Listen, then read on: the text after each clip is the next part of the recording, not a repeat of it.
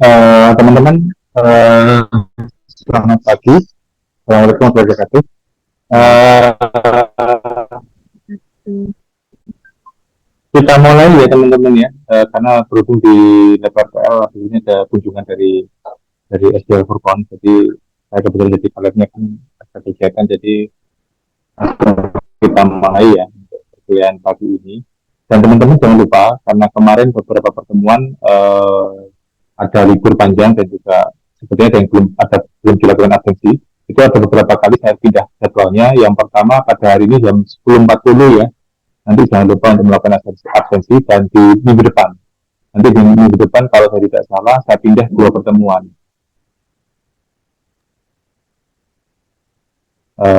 Apa namanya?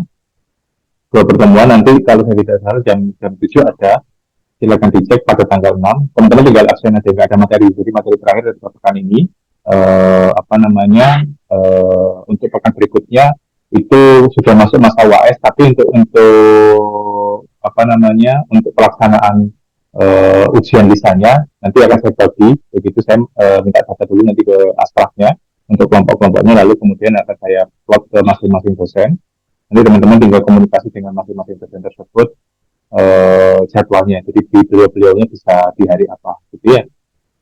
Untuk formatnya nanti seperti yang saya sampaikan di asprak itu kurang lebih sama seperti format proposal penelitian atau proposal skripsi.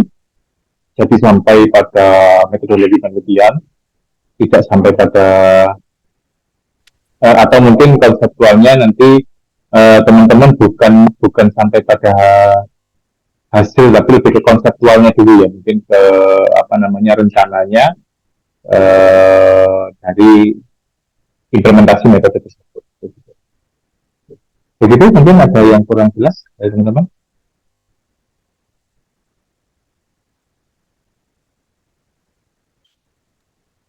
Izin bertanya Bapak, untuk Silakan Mbak pelaksanaan Eva. UAS yang kepada dosen itu kira-kira akan dibagikan kapan nih Bapak? Insya Allah pekan depan Mbak saya bagi, karena saya belum dapat datanya dari teman-teman Asprak. Nanti mungkin saya ke apa namanya, saya tanyakan dulu itu datanya apakah sudah ada. Kalau sudah ada nanti saya bagikan. Kalau pelaksanaan UASnya itu mulai pekan depan sebenarnya sampai tanggal 14. Nah, nanti ketika saya sudah bagi, nanti saya komunikasi ke masing-masing ketua kelas, sudah saya bagikan. Nah, teman-teman nanti ketika mendapatkan itu masing-masing kelompok silakan menghubungi dosen yang menjadi pembahasnya. Begitu, kira-kira bisa di hari apa. Begitu. Baik Bapak, Terus satu dan lagi izin teman-teman, bertanya. iya silakan Mbak Eva. Oh iya, terkait laporan itu nanti juga kami kumpulkan di MMPG Bapak. Eh, Laporannya nanti biasanya itu saya minta sekaligus di Excel-nya teman-teman Astrak itu ada linknya, jadi linknya aja. Nanti teman-teman misalkan upload di Google Drive, linknya dikasihkan ke Excel-nya itu, jadi kita bisa akses di sana. Hmm, Gitu. baik Bapak, terima kasih. Sama-sama. Terus ini kan teman-teman belum dapat nilai IPS ya, belum ada nilai kuis ya. Nanti mungkin eh, kalau pekan depan kira-kira siap nggak teman-teman? Siap ya? Biar nggak Untuk berbenturan mekanisme dengan terkait mekanisme nggak kuisnya. kuisnya, ya. Kuisnya menggunakan MP seperti biasa. Apa namanya, kita pakai yang pilihan ganda aja. Baik Bapak, berarti pekan depan diisi dengan kuis seperti itu ya Bapak? Ya ada kuisnya. Cuman untuk harinya silakan teman-teman koordinasi dari kelas A Mbak Eva dengan kelas B Mbak siapa ya, lupa nama ketua kelas, kita komunikasikan, jadi bersamaan aja Hmm, jadwalnya. baik Bapak. Gitu ya. Baik, oke kita mulai aja perkuliahannya pada pagi ini. Assalamualaikum warahmatullahi wabarakatuh. Selamat pagi, salam sejahtera untuk kita semua. Untuk materi terakhir dari mata kuliah data mining ini, kita membahas sedikit metode dalam association analysis, yaitu frequent attempt set. Begitu. Nah, ini salah satu implementasi, mungkin teman-teman tanpa sadar sebenarnya, apa ya, sering menemukan hal tersebut, tapi mungkin belum tahu namanya apa, begitu ya. Jadi ini implementasinya mungkin seringkali sudah kita temukan.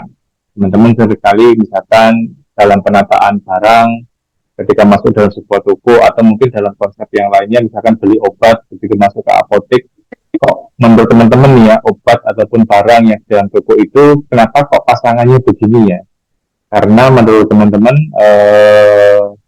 apa namanya harusnya nggak di situ begitu ya, harusnya nggak di situ tapi kenapa kok ditaruh di sini begitu. Nah, sebenarnya penataan barang atau penataan obat dalam apotek ataupun dalam toko tadi itu sebenarnya eh, menggunakan konsep frequent item set begitu. Bentar ya teman-teman ya.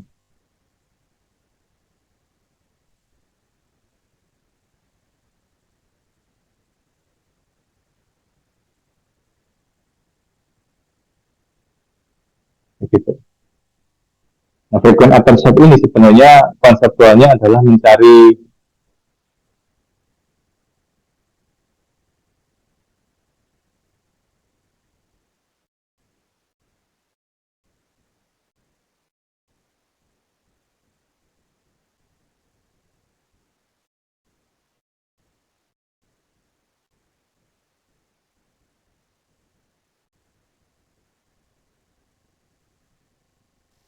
sama sebuah transaksi. Jadi frequent item set ini mencari set juga item set, mencari set atau pasangan dari transaksi yang tercatat gitu atau data set yang ditemu yang diperoleh.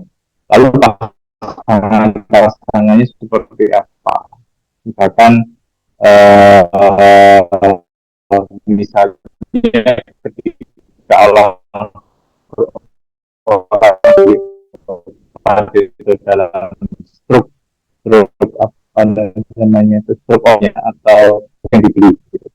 Lalu ketika teman-teman masuk ke swalayan ke toko itu kan ada struk notanya ya ya. Nah, transaksi itu akan dilihat ketika rata-rata ketika orang beli barang satu biasanya beli barang apalagi saya adalah mencari pasangan makanya bagian dalam association ya, jadi pasangan atau setnya.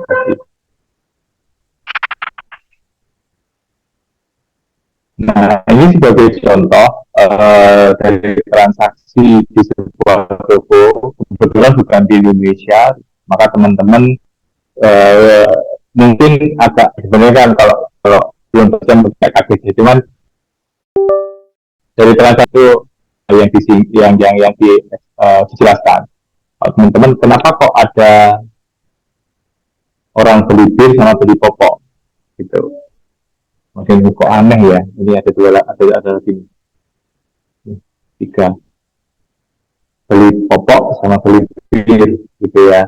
Nah ini kebetulan bukan di Indonesia atau di tempatnya mungkin bukan di wilayah kita, misalkan di Indonesia mungkin ada juga di daerah lain, tapi khususnya di tempat-tempat kita mungkin belum. Nah kenapa? Karena dari datanya yang saya tahu ceritanya benda ini atau beli popok sama bir ini itu mungkin entah di Eropa atau di Amerika si bapaknya gitu ya, si bapaknya orang tuanya itu disuruh jagain bayinya, disuruh jagain bayi ya, si istrinya entah itu keluar dengan teman-temannya atau ke toko atau mungkin ke apa itu ke mall atau kemana gitu ya, ngumpul gitu ya sama teman-temannya atau ada kegiatan, jadi dititipin bayinya ini ke bapaknya. Nah si bapak itu kalau di kita itu kan jarang minum bir gitu ya. Nah kalau di sana untuk apa namanya untuk biar nggak bosen begitu akhirnya si bapaknya beli bir untuk uh, nungguin bayinya itu biar nggak bosen tadi minum bir. Nah akhirnya ketika ke toko atau mungkin ke swalayan begitu sekalian beli popok untuk si anak dan bapaknya beli bir kira begitu. Jadi teman-teman kalau tanyain Pak kenapa ada data itu memang datanya bukan di kita, bukan di apa namanya, bukan di Indonesia. Nah ini contoh transaksi gitu ya, contoh transaksi dari sebuah toko di luar Indonesia, misalkan di Amerika ataupun di Eropa. Nah dari pasangan ini teman-teman, dari pasangan data ini kita bisa menerapkan frequent item set, begitu. Fungsinya untuk apa? Untuk penataan barang dalam raknya atau dalam toko itu biar Mungkin saja ini bisa dikatakan sebagai sebuah teknik pemasaran yang tanpa memaksa orang atau tanpa harus mempromosikan bendanya, teman-teman jadi tertarik untuk beli. Kenapa? Karena kebetulan melihatnya di sebelah kok ada barang ini, begitu. Dan dari kebiasaan yang sudah tercatat, kebiasaan pembeli yang sudah tercatat atau yang sudah terekam, ternyata rata-rata pembeli, misalkan di konteksnya di luar negeri itu ya, kalau beli popok itu sekaligus juga beli bir. Jadi taruh di sebelahan gitu ya. Ada promosi popok maupun birnya itu sebelahan. Jadi niat yang nggak mau beli bir atau niat yang nggak mau beli popok karena di sebelahnya ada promo. Jadi dan sebelahan nggak jauh. Jadi nggak harus butuh apa ya sudut pandang yang sangat jauh gitu ya, yang masih sebelahan itu jadi bisa tertarik gitu. Nah kita menggunakan namanya frequent item set, mencari pasangan yang selalu dibeli bersamaan begitu, gitu ya. Di antaranya yang muncul ini sebagai konsepnya adalah beli popok, beli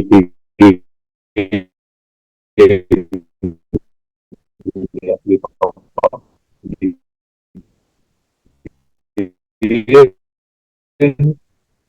kalau Pak Bisu sama itu sama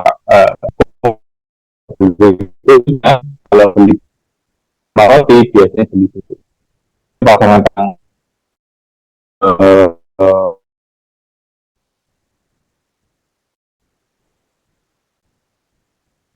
yang bisu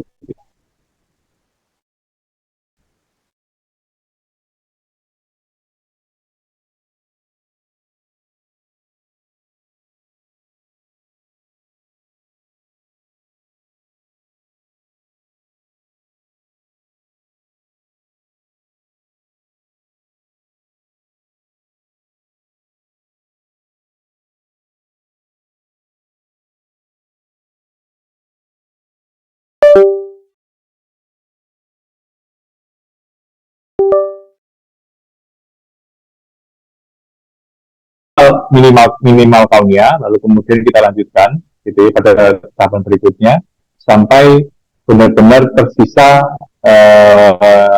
pasangan yang terakhir begitu. Nah nanti baru dilakukan analisa di pasangan yang apa yang paling sering ditemukan gitu.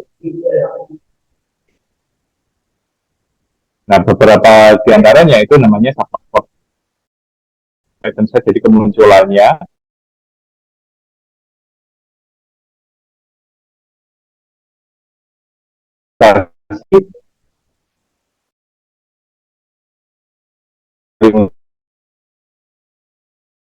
berbeda support itu adalah kemunculannya berapa banyak. Jadi kalau di support itu frekuensinya dibagi dengan total transaksi, kemunculan dibagi transaksi. Kalau support kan itu adalah batas minimal yang diperbolehkan. Jadi kalau misalkan kita bilang untuk tahapan selanjutnya itu minimal dia muncul dalam transaksi sebanyak 3 kali, 3 benda atau 3 pasangan. Ketika kurang dari 3, maka pasangan tersebut pada langkah selanjutnya tidak kita gunakan. Itu maksudnya adalah support count. Sedangkan support itu adalah frekuensi dibagi dari jumlah kemunculannya dibagi total transaksi. Begitu.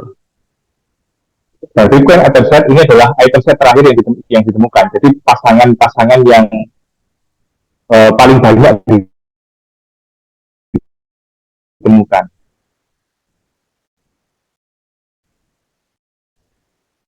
Itu masuk dalam variabel. Jadi misalkan pasangan paling banyak dari sekian transaksi atau 5 transaksi itu paling banyak yang muncul, maka susu, roti, dan popok itu adalah pasangan atau frequent item set yang kita pilih sebagai pasangan atau benda yang paling banyak dibeli, yang harus kita tata berdekatan, begitu.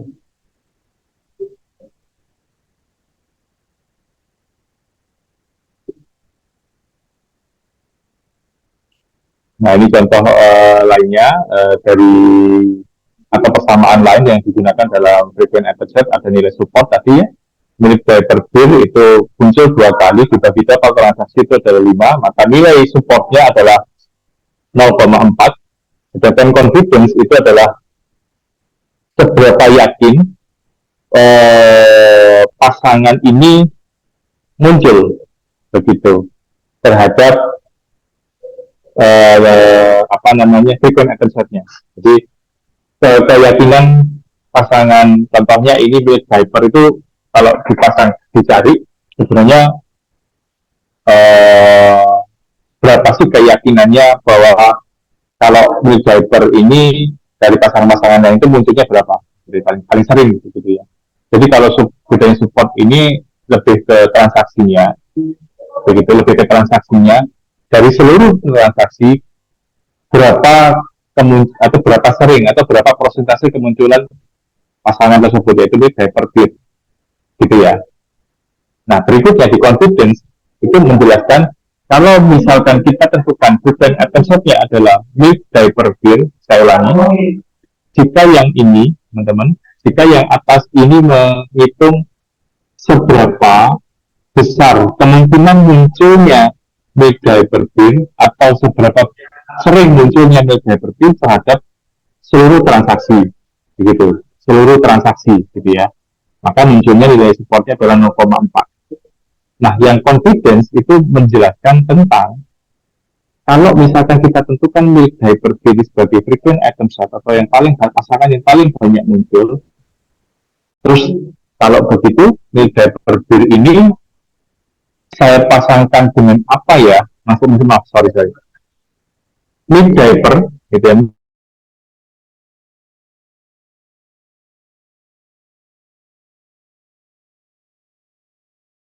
muncul pasangan susu dan popok itu dengan apa?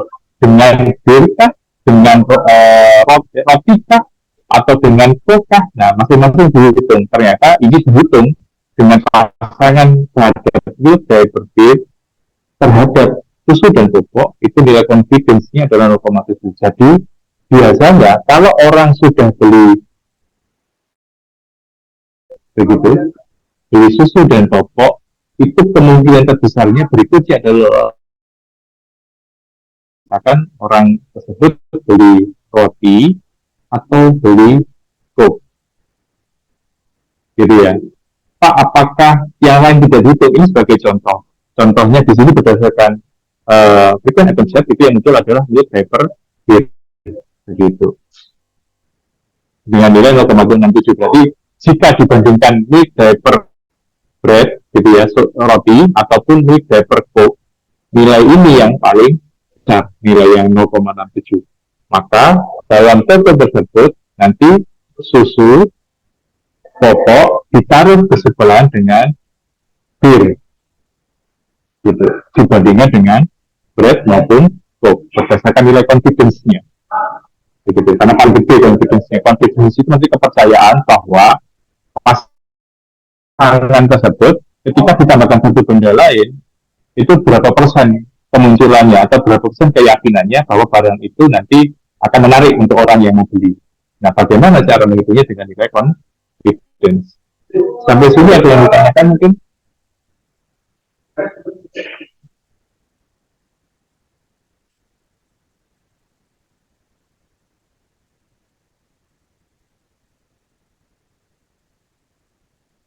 Belum? Kalau belum saya lanjutkan, saya ungkapin sedikit.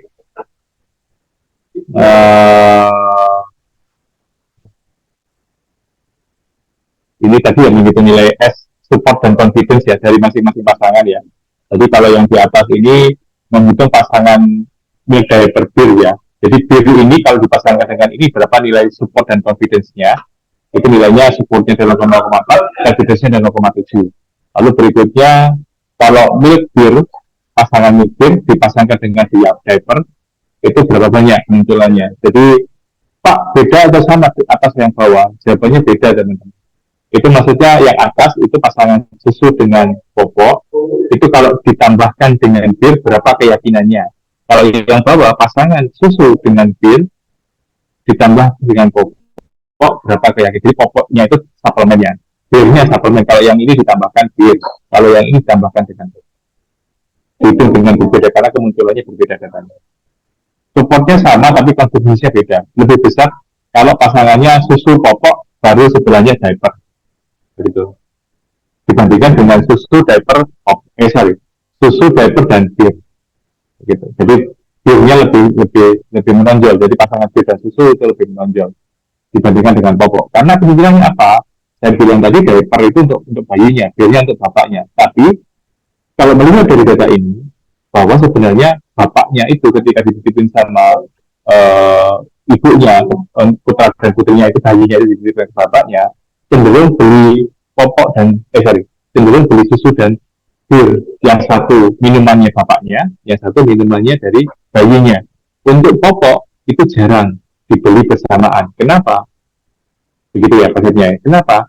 Karena biasanya ini dibeli untuk suplemen. Kenapa? Karena mungkin sudah punya stok popoknya. Tapi kalau susu sama bir itu bisa jadi kebutuhan utamanya dari bayi dan bapaknya. Kalau popok, kalau masih ada cenderung nggak dibeli dulu. Maka yang harus dipasangkan dari data ini adalah popok dan susu dan bir dibandingkan dengan popok. Karena kalau lihat dari sini, pasangan susu dengan popok lalu ditambahkan dengan bir itu lebih kecil confidence-nya. Jadi dibandingkan pasangan susu dan bir baru beli popok, gitu ya.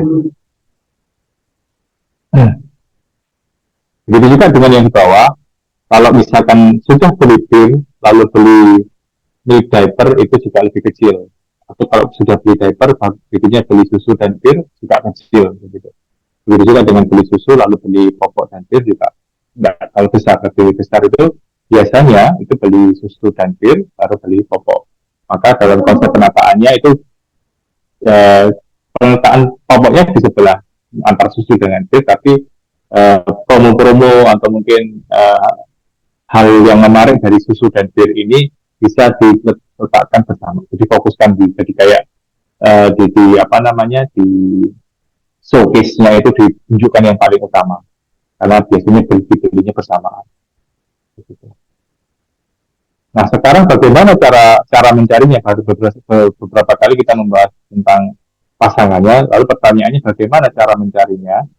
Cara mencarinya itu menggunakan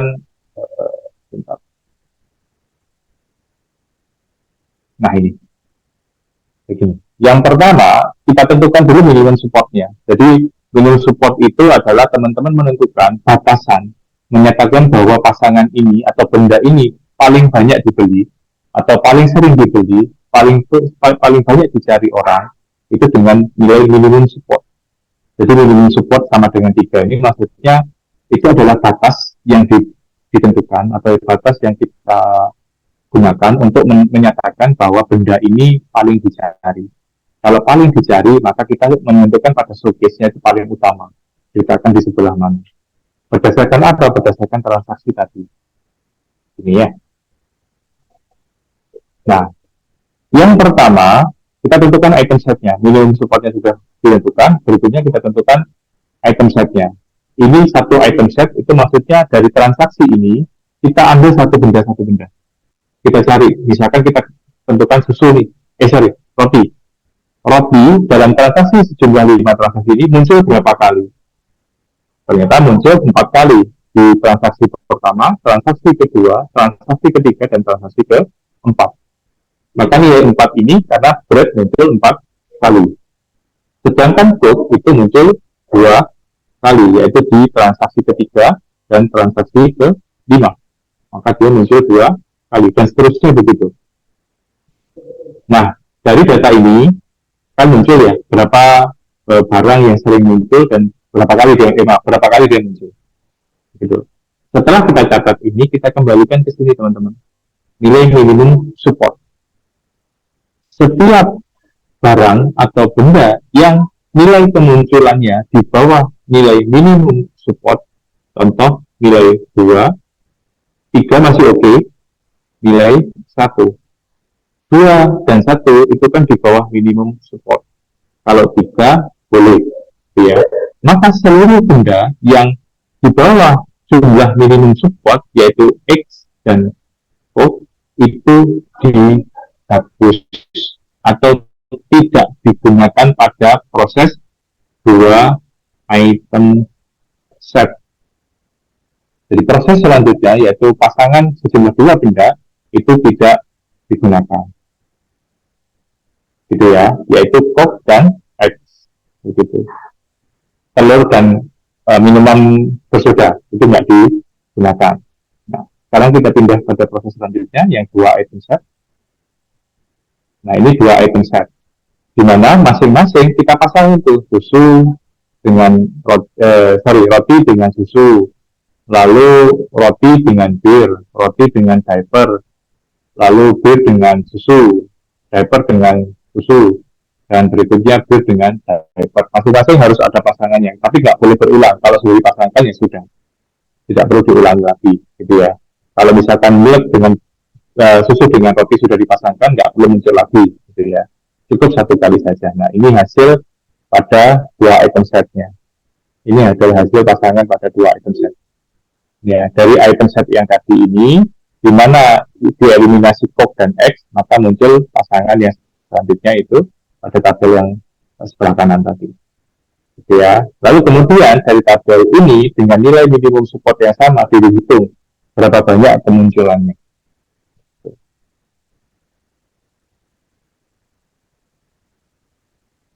Nah, setelah dicari, ternyata yang muncul adalah pasangan bir dan roti, bir dan susu itu tidak bisa dilanjutkan pada pasangan 3 item set. Kenapa? Karena nilainya di bawah minimum support, yaitu 3. Yang bisa itu adalah roti susu, roti dengan popok, dan bir dengan diaper maupun diaper dengan milk, dengan susu. Popok dengan susu maupun bir dengan popok yang bisa dilanjutkan pada proses selanjutnya. Yang tidak memenuhi minimum support dieliminasi jumlahnya ya. Lalu kemudian dilakukan pasangan kembali, yaitu item setnya ini.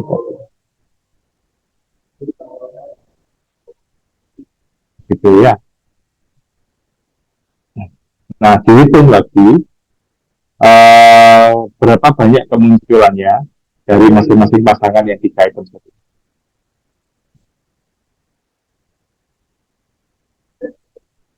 Nah, ternyata pada fase 3 item set itu tidak ada yang memenuhi. Ini teman-teman lihat ya, tidak ada yang memenuhi nilai support, semuanya di bawah 3. Lalu bagaimana? Kalau misalkan dalam kondisi ini tidak memenuhi nilai 3, maka teman-teman bisa kembali lagi pada pasangan 2 item set. Gitu ya, pasangan 2 item set. Dengan cara menggunakan, saya ulangi. Ketika kita kembali ke sini, ketika kita kembali ke pasangan 2 item set, lalu kita menggunakan nilai confidence tadi teman-teman yang kita hitung di awal tadi. Nilai confidence misalkan dengan mengeliminasi teman-teman ya. Kalau misalkan kita kembali ke sini, maka yang ini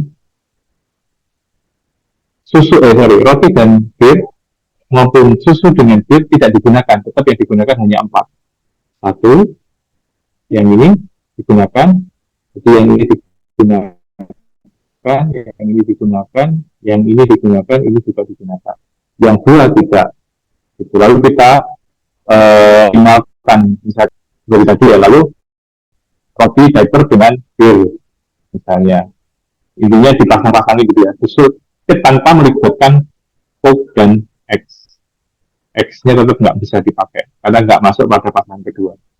Jadi misalkan pasangan bread milk sama bir itu berapa, bread diaper dengan bir ataupun bread diaper dengan milk itu berapa, dengan menggunakan nilai confidence tadi. Nah, yang paling nilai confidence-nya paling besar itu yang kita pilih sebagai pasangannya. Nah, maka muncul pada simpulannya yang dipilih itu adalah bagian bread diaper dan milk. Kenapa kok disebutin itu hasil perhitungannya dengan nilai confidence bahwa pasangan roti susu dan diaper itu yang paling banyak. Begitu.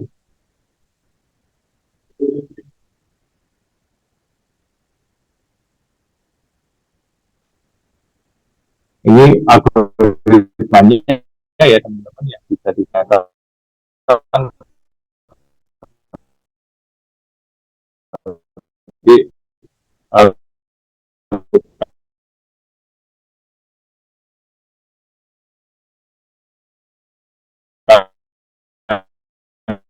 dari lalu dieliminasi itu dilakukan terus menerus sampai ditemukan pasangan yang optimal.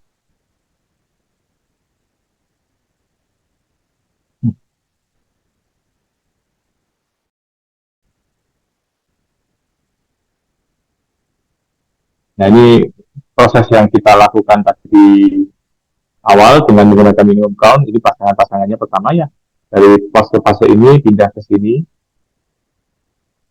Akhirnya ketemu adalah Fred Hypermute sebagai pasangan yang uh, paling sering muncul, gitu ya, paling sering dibeli oleh customer pada toko tersebut.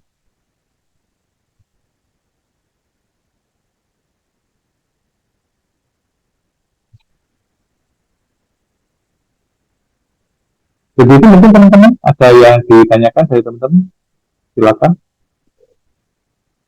Ini kalau algoritmanya menggunakan algoritma a priori namanya, yang biasanya digunakan pada frequent admission. Sebetulnya sudah cukup. Atau mungkin ada yang ditanyakan berkaitan dengan tugas akhirnya, silakan.